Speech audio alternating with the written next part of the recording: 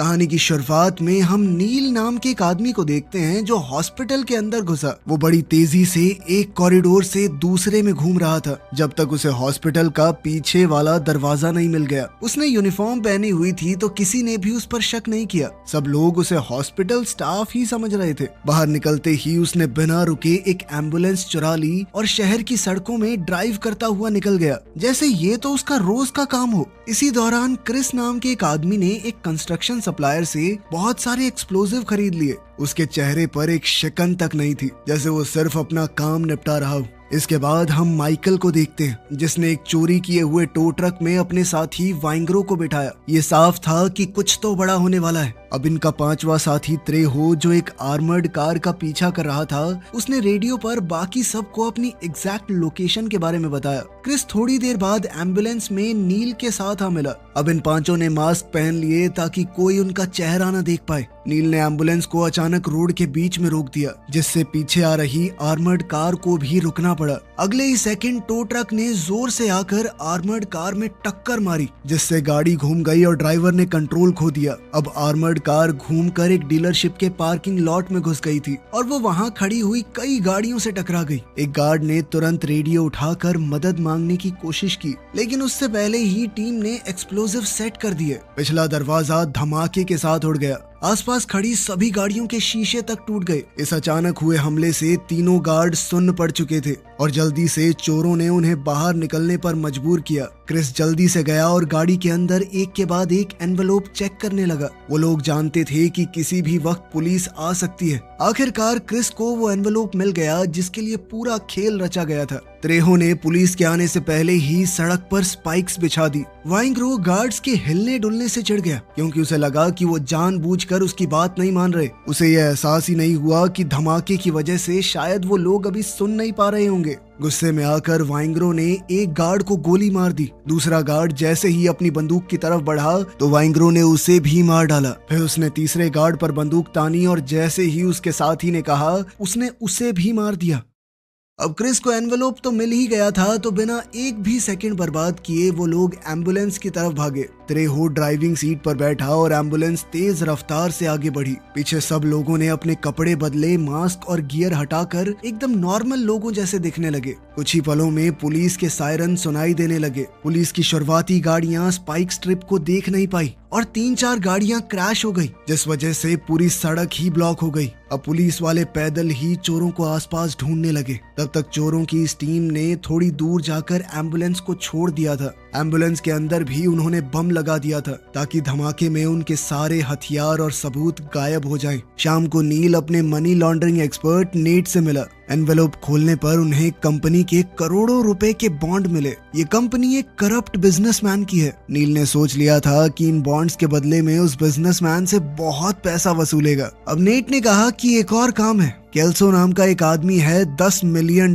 देने को तैयार है वो। ये सुनते ही नील ने कहा कि जल्दी से मीटिंग कराओ फिर उसके साथ। दूसरी तरफ डिटेक्टिव विंसेंट क्राइम सीन पर पहुंचा और उसने अपनी टीम के साथ सुराग ढूंढने शुरू कर दिए। चेक करने पर पता चला कि इस्तेमाल की गई सारी गाड़ियां चोरी की थी। एक आदमी जो उस समय वहां मौजूद था, उसने बताया कि मैंने चोरों के मुंह से स्लिक नाम सुना था, लेकिन किसी का मुंह नहीं देखा। सीन पर बिखरे मलबे को देखकर विंसेंट ने पूरा हिसाब लगाया कि क्या क्या हुआ होगा। उसका कहना था कि ये ऐरे गहरे चोर नहीं है, बहुत चालाक हैं। खैर, इसके बाद हम सभी चोरों को एक साथ खाना खाते हुए देखते हैं। वाइंग्रो बाकी सबको समझाने की कोशिश कर रहा था कि गार्ड्स को मारना जरूरी था, लेकिन इस बात पर नील का गुस्सा फूट पड़ा। उसने वाइंग्रो के सर को जोर से टेबल पर दे मारा। नील का कहना था कि अगर तू पुलिस वालों को ना मारता तो ज्यादा इंटरेस्ट ना लेते वो। अब उनके अपने लोग मरे हैं, घुस घुस के इन्वेस्टिगेट करेंगे। नील को अभी भी बहुत गुस्सा आ रहा था। उसने बाहर जाकर वाइंग्रो को और मारा, यहाँ तक कि उसने बंदूक भी निकाल ली उसे मारने के लिए। पर तभी एक पुलिस की गाड़ी वहाँ से गुजरी और नील को रुकना पड़ा।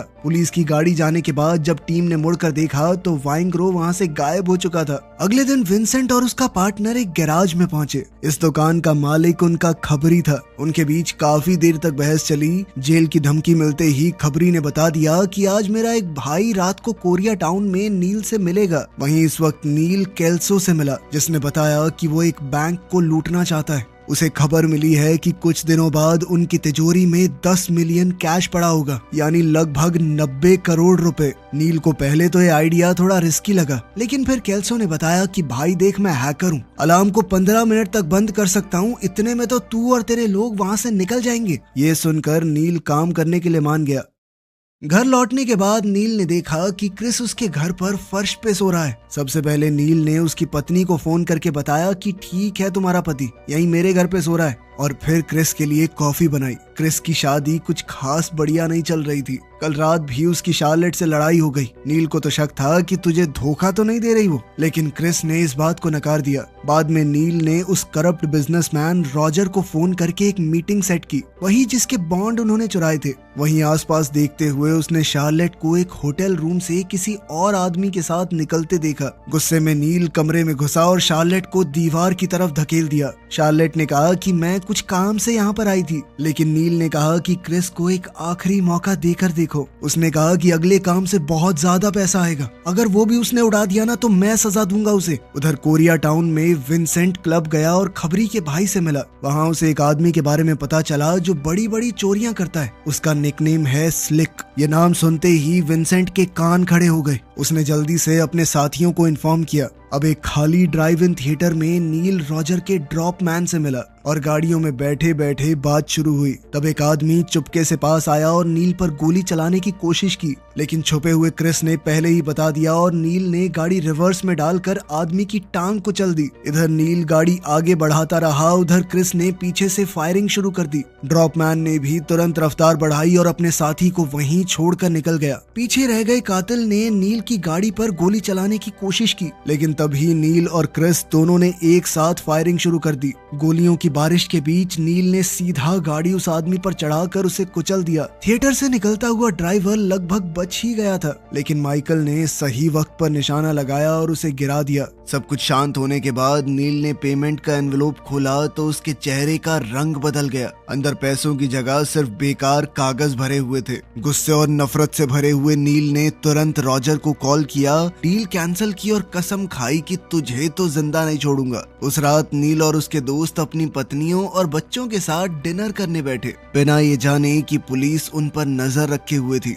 पुलिस क्रिस और माइकल को पिछले केसेस से पहचान रही थी, लेकिन नील अभी भी उनके लिए एक अनजान चेहरा था। इसी बीच वाइंग्रो एक मोटेल रूम में एक औरत के साथ था। काम खत्म होने के बाद उसने अपनी असली पहचान बताई। वो एक ऐसा सीरियल किलर था जो रात को काम करने वाली औरतों को अपना निशाना बनाता था। पल भर में ही उसने उस औरत को मार दिया। थोड़ी ही देर बाद पुलिस क्राइम सीन पर पहुंच गई। विंसेंट को विक्टिम की मां को लाश के पास आने से रोकना पड़ा। मां का दर्द देखकर विंसेंट ने उसे संभालने की पूरी कोशिश की, लेकिन उस बेचारी ने अभी अभी अपनी बेटी को खोया था, वो कैसे रुकती। खैर, कुछ रातों बाद विंसेंट और उसकी टीम एक वैन में छुपकर एक खदान के पास इंतजार कर रही थी। माइकल वहीं एक पोल पर चढ़कर अलार्म सिस्टम डीएक्टिवेट कर रहा था। नील बाहर खड़ा होकर देख रहा था कि कोई आ तो नहीं रहा, जबकि क्रिस ताला तोड़कर अंदर घुसा और तिजोरी तक पहुंच गया। वो कुछ खास औजारों का इस्तेमाल करके तिजोरी को तोड़ने की कोशिश करने लगा, पर तभी एक पुलिस वाला बैठा और उसकी बंदूक से आवाज हो गई। नील ने तुरंत ये आवाज पहचान ली और बिना वक्त गवाए अंदर घुसकर कहा कि हम लोग जल्द से जल्द निकल रहे हैं। अब तीनों बिना कुछ चोरी किए वहां से निकल गए।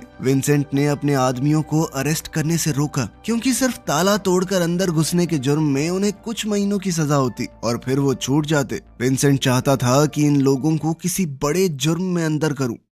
अगले दिन विंसेंट और उसकी टीम ने शार्लीन के लवर को पकड़कर पूछताछ शुरू की। उधर नील ने टीम को बताया कि पुलिस वालों ने शायद हमारे फोन्स को टैप कर रखा है और थोड़े समय के लिए अंडरग्राउंड होना ही सही रहेगा। लेकिन क्रिस के ऊपर पैसों का प्रेशर था और उसने नील को जैसे तैसे केल्सो वाला काम करने के लिए मना लिया। अब टीम एक जगह पर प्लान बनाने पहुंची और पुलिस वाले दूर से ही उन पर नजर रखे हुए थे। जब पूरी गैंग वहां से चली गई तो पुलिस ने समझने की कोशिश की कि ये क्या प्लान बना रहे हैं। वहां पर चोरी लायक कुछ भी नहीं था। तब विंसेंट को समझ आया कि ये तो सिर्फ एक जाल था, ताकि उन्हें हमारे होने का पता चल जाए। क्रेन के ऊपर से नील ने पूरी पुलिस टीम की तस्वीरें खींच ली। उस रात नील नेट से मिला, जिसने उसे सभी पुलिस वालों की इंफॉर्मेशन और उनका काम करने का तरीका बताया। नेट ने केल्सो से भी बैंक हाइस्ट के बारे में बात की। ये सब समझने के बाद नील ने हिसाब लगाया कि रिस्क लेने लायक है ये काम। इस वक्त विंसेंट सर्वेलेंस हेलीकॉप्टर में बैठकर नील का पीछा कर रहा था। काफी देर बाद उसे नील दिखा और वो चॉपर छोड़कर गाड़ी में आ गया।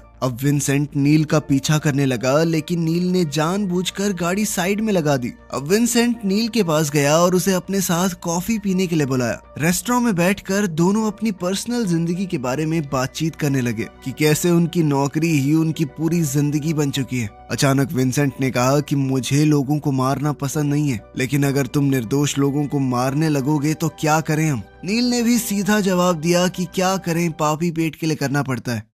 अगली सुबह विंसेंट जब स्टेशन पहुंचा तो वो बहुत गुस्से में आ गया, क्योंकि अभी अभी उसे पता चला था कि नजर रखने के बावजूद भी नील और उसकी टीम गायब हो चुकी है। असल में वो अब बैंक के पार्किंग लॉट में काम कर रहे थे और अब बैंक को लूटने की तैयारी शुरू हो चुकी थी। उसी वक्त वाइंग्रो उस बिजनेसमैन रॉजर के ऑफिस में पहुंचा और एक डील ऑफर की। बाद में नील क्रिस और माइकल को रेस्टोरेंट में ले गया, जहां उसने डोनाल्ड को पहचान लिया, जो उसका पुराना जेल का साथी था और अब वो पैरोल पर इस रेस्टोरेंट में काम कर रहा था। उसी वक्त त्रेहो का कॉल आया और उसने बताया कि पुलिस मेरा पीछा कर रही है, इसीलिए वो इस चोरी में शामिल नहीं हो पाएगा। अब नील ने तुरंत डोनाल्ड से कहा कि ये काम है, करेगा, और डोनाल्ड ने भी बिना ज्यादा सोचे हाँ कर दी। बाहर निकलते वक्त डोनाल्ड ने अपने बॉस को धक्का दे दिया, क्योंकि वो हमेशा उसे नीचा दिखाता था। कुछ ही देर में नील, माइकल और क्रिस अलग अलग दरवाजों से बैंक में घुस गए। पोजीशन लेने के बाद क्रिस ने गार्ड को पीटना शुरू कर दिया और उसे बांध दिया,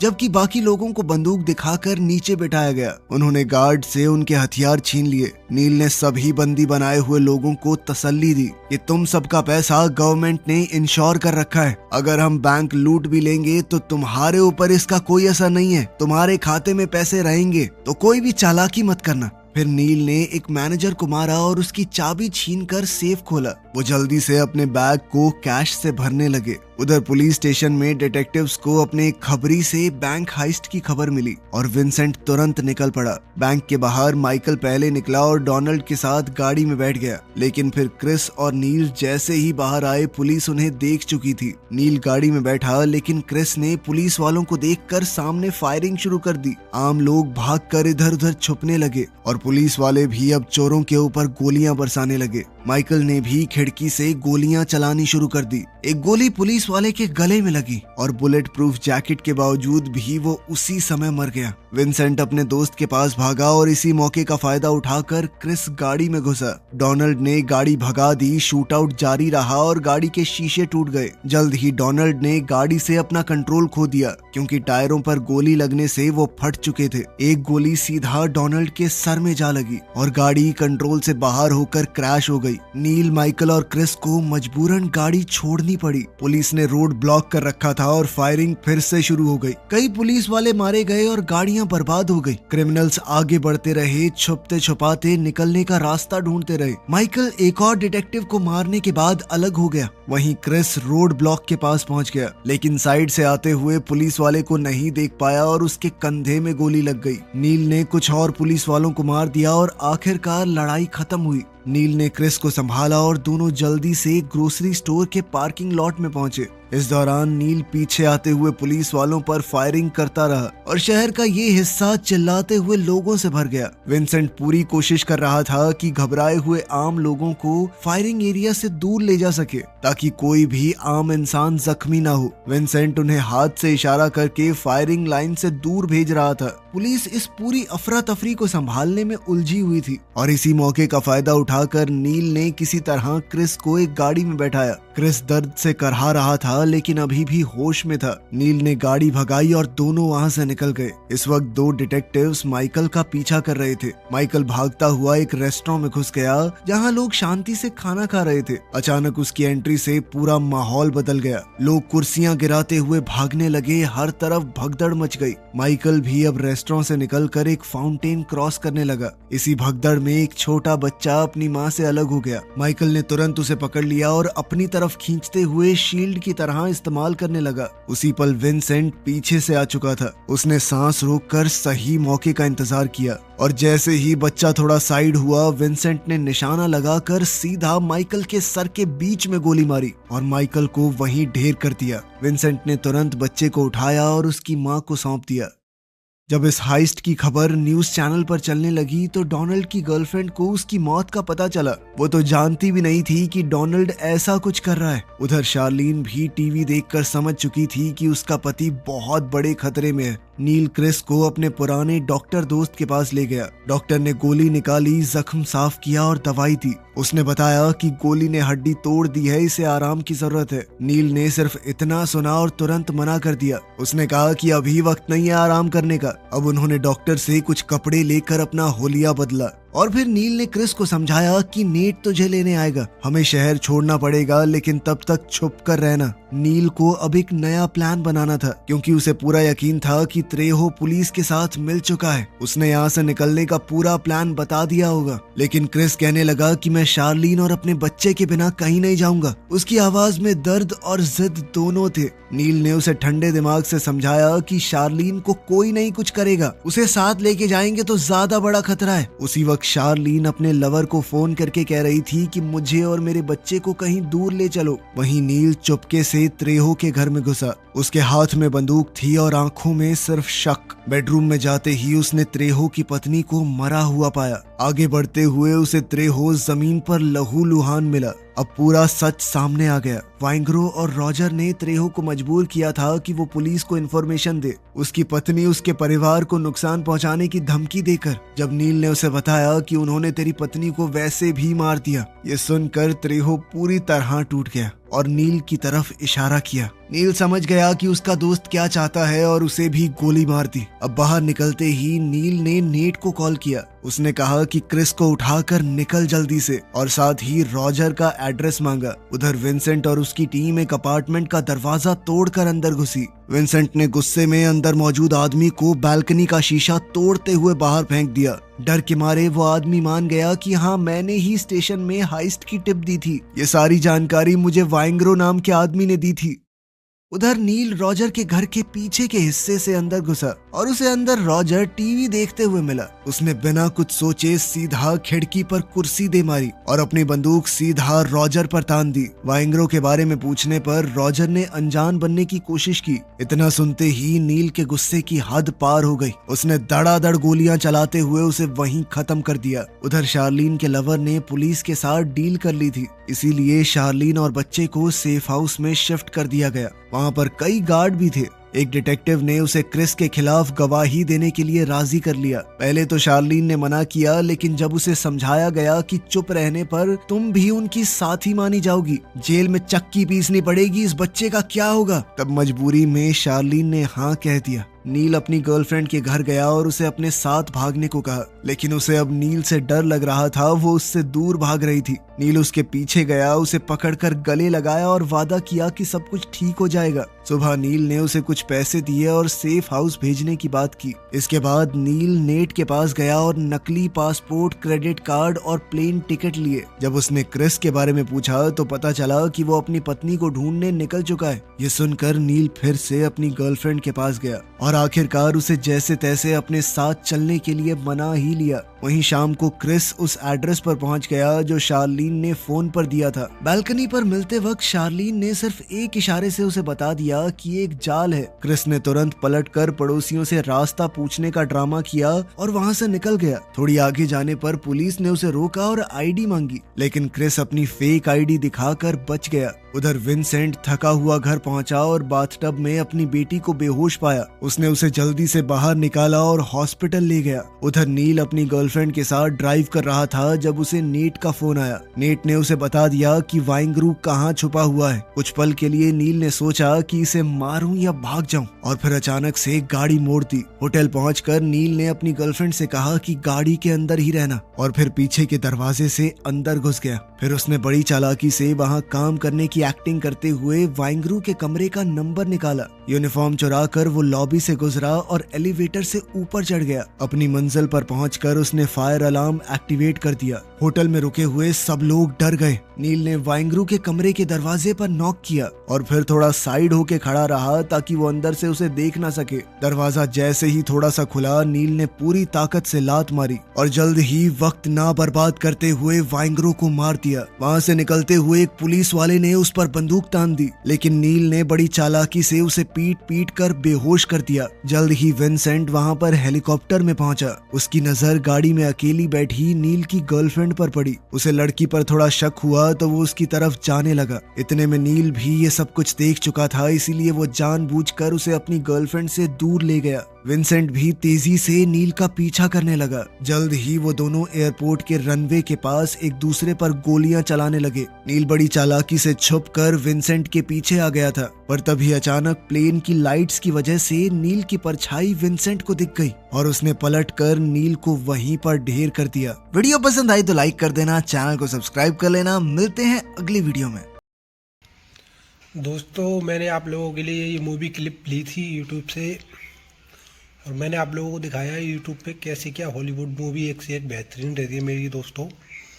बाकी आप लोग देख सकते हो, एक से एक बेहतरीन चैनल एंड वीडियो। और हॉलीवुड का तो दोस्तों एक्शन ही बेअंदाज है, आप लोग देख सकते हो, क्योंकि मेरी हर एक मूवी आप लोगों को अलग ही अंदाज और अलग ही एक्शन में मिलेगी दोस्तों। तो बात करूं इन मूवी की कहानियों की, तो दोस्तों ये हॉलीवुड की एक से एक बेहतरीन मूवी है और बेहतरीन जो कि यूट्यूब पे मूवी आ जाती है, मैं उसी से क्लिप लेता हूं दोस्तों। और उसके बाद मैं उसके बाद उसमें अपनी वॉइस ओवर करता हूं और वॉइस को भी मैं एडिटिंग करता हूं दोस्तों। जो भी एक ऐप्स आती है जिससे मेरी वॉइस बहुत सुंदर हो जाती है दोस्तों। उसके बाद मैं उसको एडिटिंग करके उसके बाद उसको मूवी पे क्लिप करके उसको आप लोगों के सामने भेजता हूँ। लेकिन हर मूवी एक नेक्स्ट लेवल होती है दोस्तों मेरी। आप लोगों ने देखा होगा हर क्लिप एक नेक्स्ट लेवल है, नेक्स्ट बजट, जिसमें मुझे एक एक मूवी की क्लिप बनाने में दोस्तों एक एक दिन लग जाता है, पूरा टाइम लग जाता है मेरे को बनाने में। पर मैं आप लोगों के लिए बहुत बेहतरीन मूवी और अंदाज अलग लेके आता हूँ दोस्तों। तो जैसे आप लोग देख चुके हो, तो आप लोगों को मेरी वीडियो पसंद आती है तो लाइक शेयर एंड सब्सक्राइब भी करना दोस्तों चैनल को, क्योंकि आप जितना ज़्यादा सपोर्ट करोगे मैं उतना ज़्यादा आप लोगों के लिए लेके आता रहूँगा। तो दोस्तों हो सके उससे ज़्यादा से ज़्यादा आप लोग मुझे सपोर्ट करें और मेरे चैनल को लाइक करें, सब्सक्राइब करें दोस्तों, जिससे कि मैं आप लोगों के लिए कंटिन्यू काम करता रहूँ। तो दोस्तों ज़्यादा कुछ भी नहीं कहूँगा, वीडियो बहुत ज़्यादा बड़ा हो जाएगा, क्योंकि पहले ही फिल्म की क्लिप और उसके बाद मेरी क्लिप, तो वीडियो बड़ा हो जाएगा। पर मैं आप लोगों को इतना ज़रूर कहूँगा दोस्तों, प्लीज़ चैनल को लाइक सब्सक्राइब और ऐसी नेक्स्ट हॉलीवुड मूवी देखने के लिए आप लोग वीडियो के लिंक पे क्लिक करें। मैं आप लोगों को दूसरी वीडियो दे दूँगा और आप लोग प्लीज़ लाइक सब्सक्राइब जरूर कर दें मेरे चैनल को। चलिए मिलते हैं नेक्स्ट वीडियो में। ओके बाय दोस्तों। आप लोगों के सपोर्ट के लिए thank you and Facebook and YouTube की तरफ से भी थैंक यू और मेरी तरफ से भी आप लोगों को थैंक यू है। तो आप लोग सपोर्ट करते रहो दोस्तों और देखते रहो Hollywood movie and like and subscribe. Okay bye दोस्तों। इस वीडियो को देखकर हंसी रोक सकते तो रोक के दिखाओ आप लोग। वीडियो बहुत ही बेहतरीन है, इसी बात पे लाइक एंड कमेंट जरूर करना है आप लोगों को।